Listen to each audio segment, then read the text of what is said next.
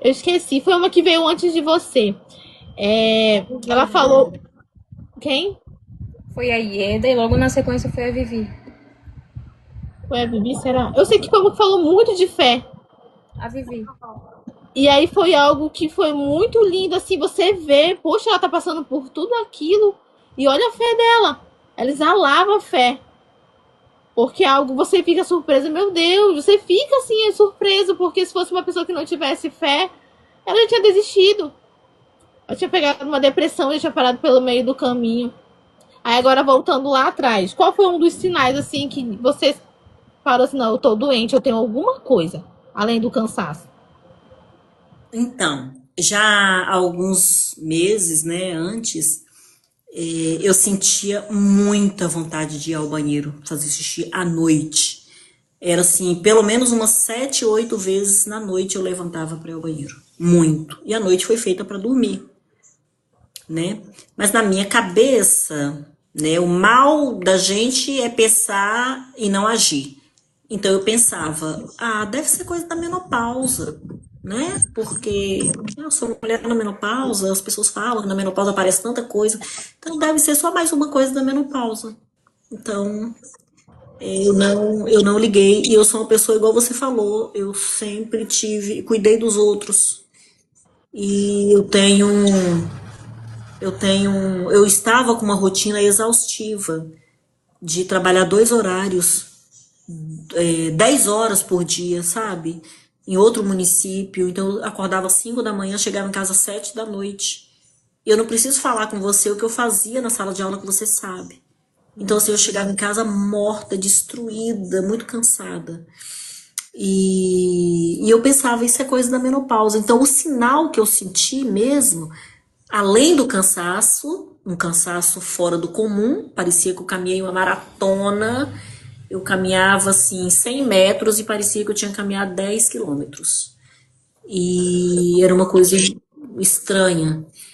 E essa coisa de ir ao banheiro também. Então, foi exatamente esses sintomas que eu tive: o cansaço extremo, mais a vontade exacerbada de estar indo ao banheiro constantemente.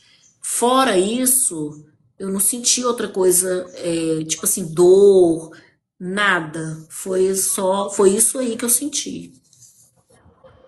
Perfeito, entendi. Quando você recebeu o diagnóstico, quais foram assim, qual foi os seus maiores medos? E aonde você encontrou força para continuar?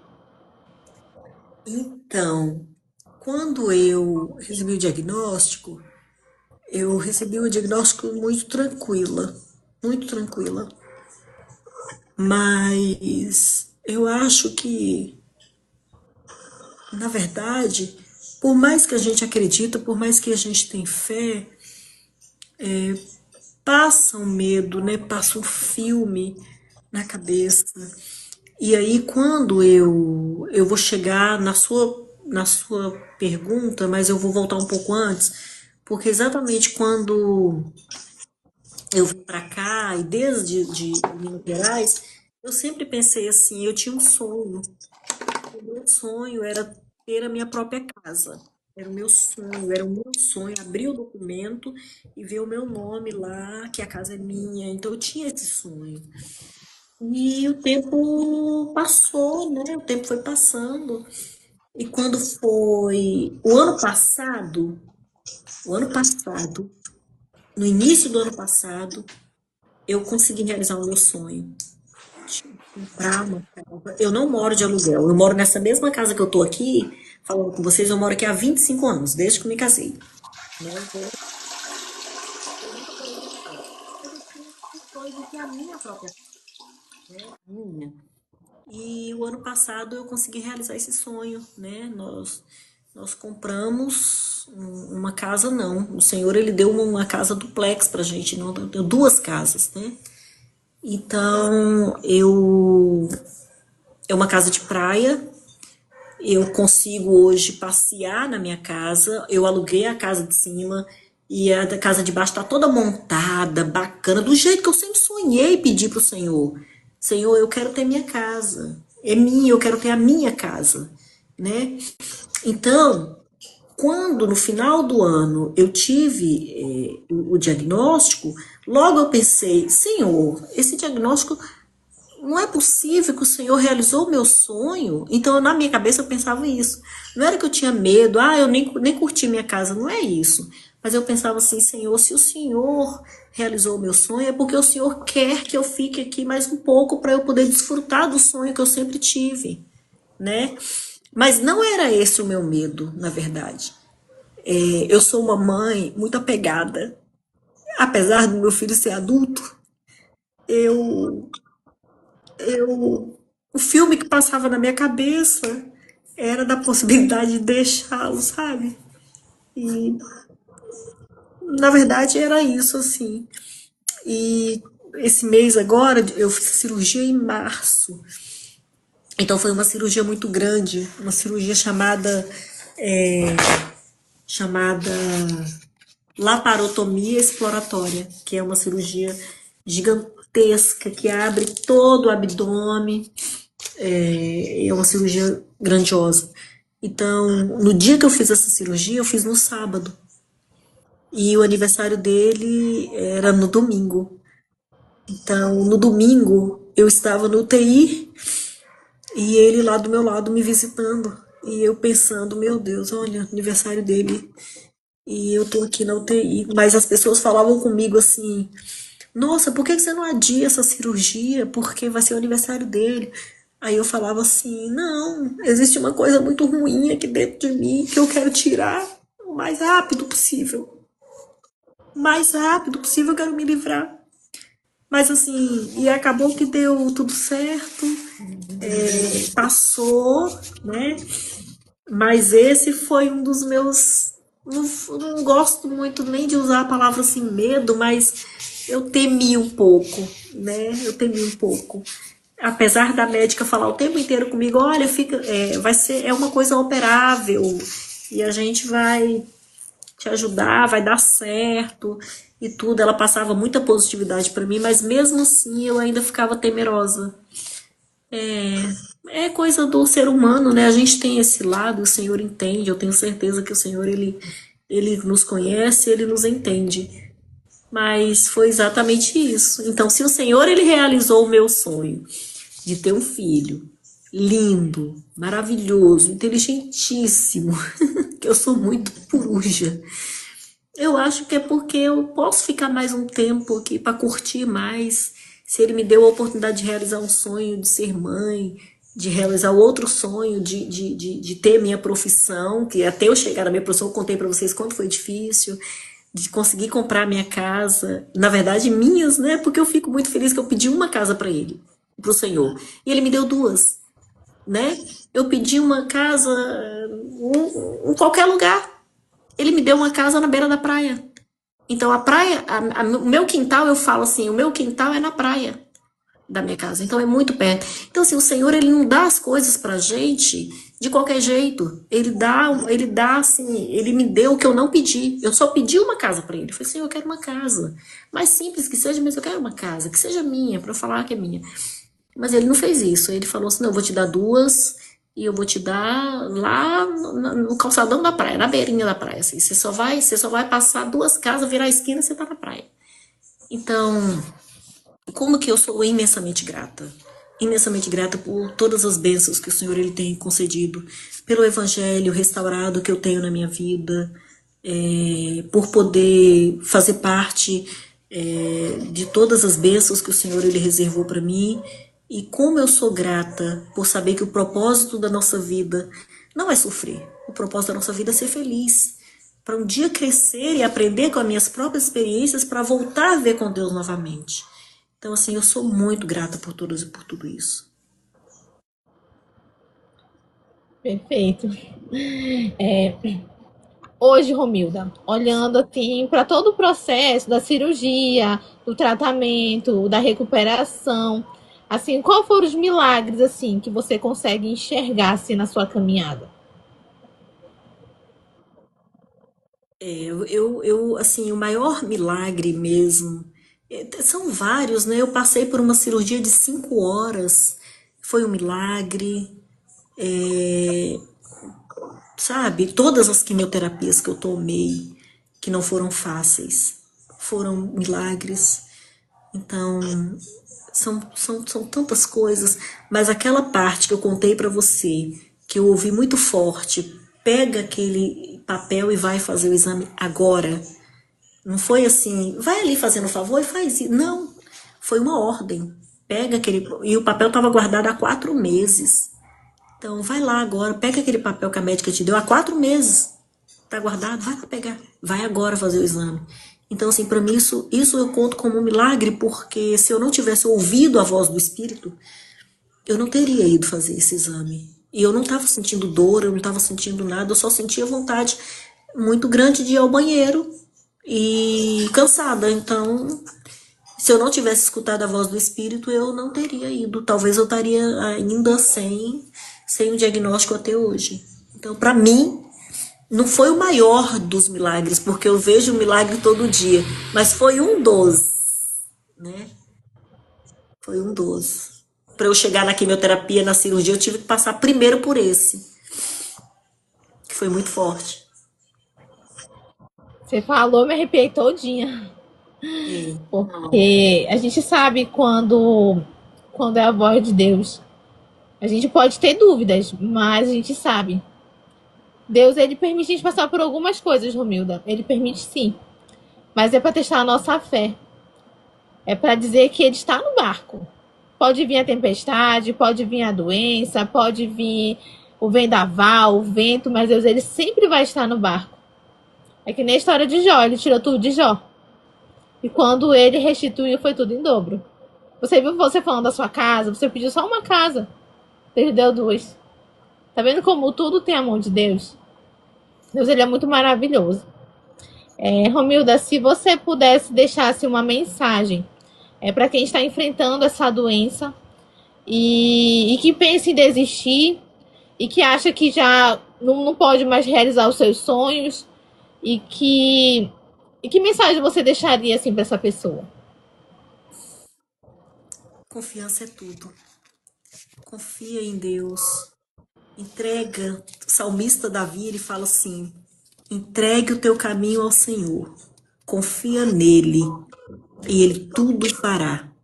Ele não vai fazer um pouquinho, ele vai fazer tudo.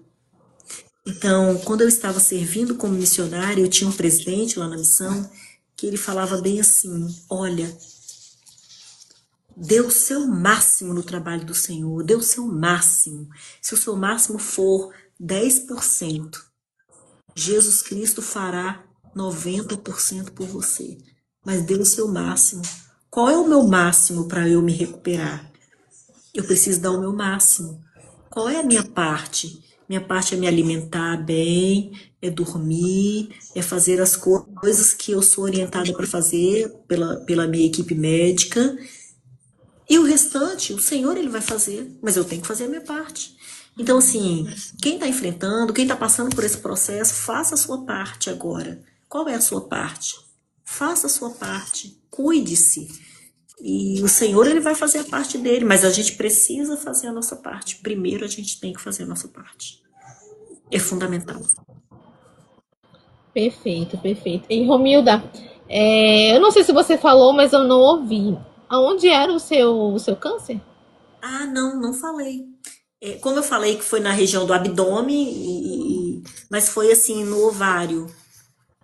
Foi no meu ovário, mas com a cirurgia, eu acredito que ele estava em outros lugares também, né? Porque tirou meu ovário, tirou todo o sistema reprodutor, todo. Mais um pedaço do meu intestino, mais um pedaço do peritônio. Então foi uma cirurgia bem, bem grande mesmo. Mas tudo começou lá no ovário. Entendi, perfeito.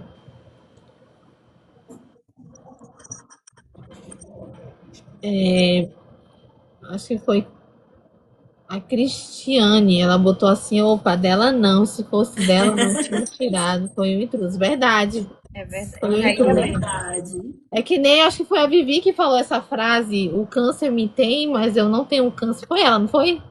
foi a Vivi. Foi, ela falou essa frase e eu achei muito marcante, porque ela É, quis dizer, a gente costuma lá no grupo das OncoFriends, a gente costuma falar bem assim, quando chega alguém e fala bem assim, o seu é de mama? O seu Não, eu não tenho mais. Eu não tenho. Assim, hoje eu fico muito feliz quando eu vou falar a respeito, porque eu falo bem assim, é bem passado, né? Tinha um câncer no meu ovário, hoje não tem mais, e o mês passado eu fiz um exame de tomografia, onde a doutora falou que não tem mais foco nenhum aqui na minha barriga, não tem mais foco da doença. Mas a gente segue com o tratamento. A gente sabe que é um tratamento que não é um tratamento de um mês, de um ano. A gente sabe que é um tratamento longo. Então, assim, eu vou tomar medicação por 2 anos. Eu tô tomando medicações na veia a cada 21 dias. Não é mais a quimioterapia, né? Agora é uma terapia-alvo. Não é mais pra fazer as químio igual era e tudo, não. Agora é diferente. Mas é um tratamento que segue, né? A gente sabe que é algo que não é curto, é um período prolongado. E é isso, tá indo. Tá indo o tratamento. perfeito. Eu sempre costumo fazer uma pergunta. Quer falar, Enzo? Quero fazer uma perguntinha. Na verdade, ela já falou, mas só para recapitular, tá bom? Você falou sobre o seu diagnóstico. Qual foi o ano do seu diagnóstico? Foi o ano passado, novembro. Foi em novembro do ano passado, bem aqui, né? Bem aqui. Bem Isso. aqui. Passa pelas Olha, assim, eu costumo dizer que foi no fatídico dia 4 de novembro. Dia 4 de novembro. Eu só não vou te falar o horário, mas foi dia 4 de novembro pela manhã. Foi pela manhã. Eu deduzi porque você falou. Então, como a história, né, você veio contando, e aí eu lembrei desse fator. O seu tratamento, ele começou mais ou menos em que mês? Depois do diagnóstico? No mês seguinte, no dia 5 de dezembro, eu comecei a tomar a primeira quimioterapia. Aí você começou a fazer os tratamentos, você sofreu muitas alterações, náuseas, como todo mundo, o Sim, paladar, tudo mudou. sim. Assim, assim, mexeu com o meu paladar no período das químio e eu não senti aquela coisa da náusea, essas coisas, graças ao Senhor. Eu comi muito bem, me alimentei, me hidratei, tudo muito bem, não tive nada. Mas eu senti assim, eu andava segurando nas paredes. Chegou uma época que eu até pensei, será que, não sei se foi meu esposo que comentou comigo, será que não seria bom um andador? Aí eu comecei a falar, não, andador, eu vou me sentir malzaça, não, de jeito nenhum.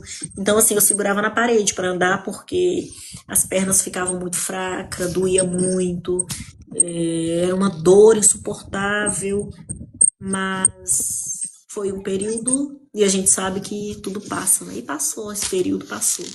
Perfeito. Glória a O Mas Deus. foi Filho de tenso. Deus, ele quer fazer duas perguntas pra gente. Escreve aí, pastor, na rolagem. Escreva aí pra gente, por favor.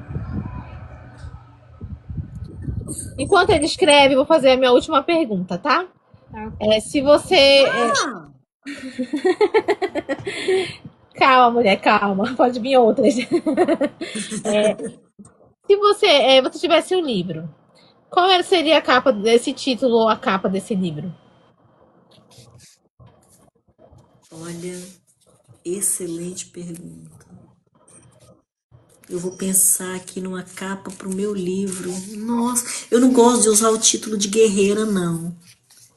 Mas é o que eu fui, é o que eu sou e é o que eu serei.